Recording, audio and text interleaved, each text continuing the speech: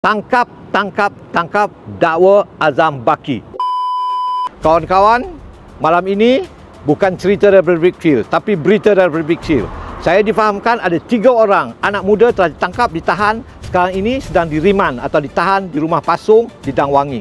Mereka ini ditangkap, ditahan kerana mereka membantah ucapan yang sedang diberikan oleh Ketua Pengarah SPRM Azam bin Baki. Di satu persidangan, mereka telah mengeluarkan spanduk mengatakan tangkap Azam Baki, tangkap Azam Baki.